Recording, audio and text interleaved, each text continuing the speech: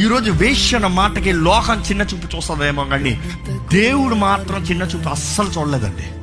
వేశ్య, కానీ అదే వేశ్య ఎప్పుడైతే ఇశ్రాయేలీయులతో పాటు కలిసి నాకు మీ దేవుడు కావాలి, నాకు మీ దేవుని నిబంధన కావాలి అని వారితో పాటు ప్రయాణంలో ముందుకెళ్ళిందో, యూనో వాట్ హ్యాపెండ్?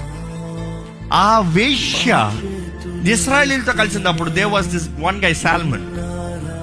ఆయన ధనవంతుడు, అనేకమైన స్థలములు కలిగిన వ్యక్తి. ఆ వ్యక్తి ఎవరు అంటే బెత్లెహేముకి తండ్రి. ఒకప్పుడు వేశ్య, ఎవరైనా వేశ్య పెళ్లి చూసుకుంటారా? కానీ ఎప్పుడైతే దేవుని నమ్ముకుందో ఆ వ్యక్తి జీవితమే మార్చబడింది. ఒక ఘనమైన వ్యక్తితో వివాహమైంది. ఆ వ్యక్తి దగ్గర నుంచి పుట్టిన బిడ్డే ఎవరు తెలుసా? బోవాజ్. ఆ వంశం నుంచే వస్తాడు ఒక వ్యక్తి జెస్సీ. ఆ వంశం నుంచే ఇంకొకడు వస్తాడు, దావీదు.